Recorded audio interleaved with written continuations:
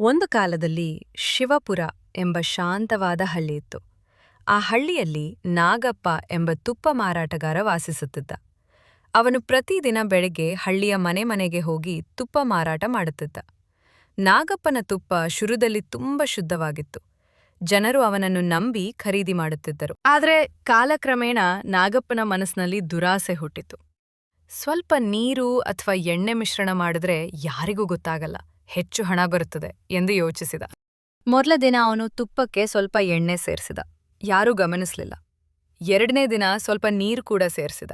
ಆಗಲೂ ಜನರಿಗೆ ಅನುಮಾನ ಬರಲಿಲ್ಲ. ನಾಗಪ್ಪನ ಲಾಭ ದಿನದಿಂದ ದಿನಕ್ಕೆ ಹೆಚ್ಚುತ್ತಾ ಹೋಯಿತು. ಆದರೆ ಅವನ ಮನಸ್ಸಿನ ಶಾಂತಿ ಕಡಿಮೆ ಆಗುತ್ತಿತ್ತು. ಅವನು ಸದಾ ಭಯದಲ್ಲೇ ಬದುಕುತ್ತಿದ್ದ. ಒಂದು ದಿನ ಹಳ್ಳಿಗೆ ಹೊಸದಾಗಿ ರಾಮಯ್ಯ ಎಂಬ ವ್ಯಾಪಾರಿ ಬಂದ. ಅವನು ತುಪ್ಪವನ್ನು ಪರೀಕ್ಷಿಸಿ ಖರೀದಿಸುವ ಚತುರ ವ್ಯಕ್ತಿ. ನಾಗಪ್ಪನ ಬಳಿಗೆ ಬಂದು ತುಪ್ಪ ಕೇಳಿದ.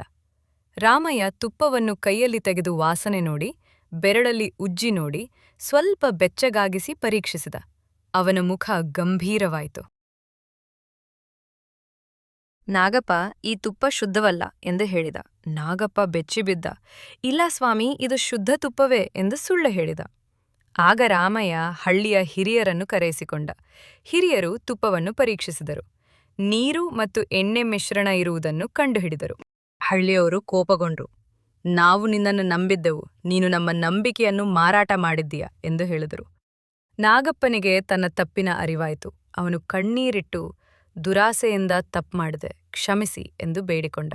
ಹಿರಿಯರು ತೀರ್ಪು ನೀಡಿದರು. ನಾಗಪ್ಪ, ನೀನು 1 ತಿಂಗಳು ಉಚಿತವಾಗಿ ಶುದ್ಧ ತುಪ್ಪ ಕೊಡಬೇಕು. ಮತ್ತೆ ಇಂತಹ ತಪ್ಪು ಮಾಡಿದರೆ ಹಳ್ಳಿಯಿಂದ ಹೊರಹಾಕಲಾಗುತ್ತದೆ ಎಂದು ಹೇಳಿದರು. ಆ ದಿನದಿಂದ ನಾಗಪ್ಪ ಸಂಪೂರ್ಣವಾಗಿ ಬದಲಾದ. ಅವನು ಶುದ್ಧ ತುಪ್ಪ ಮಾತ್ರ ಮಾರಲು ಆರಂಭಿಸಿದ. ನಿಧಾನವಾಗಿ ಜನರ ನಂಬಿಕೆ ಮರಳಿ ಬಂದಿತು. ನಾಗಪ್ಪ ತನ್ನ ಮಕ್ಕಳಿಗೆ ಹೇಳುತ್ತಿದ್ದ, ದುರಾಸೆ ಕ್ಷಣಿಕ ಲಾಭ ಕೊಡಬಹುದು, ಆದರೆ ನಂಬಿಕೆ ಕಳೆದುಕೊಂಡರೆ ಜೀವನವೇ ಖಾಲಿಯಾಗುತ್ತದೆ.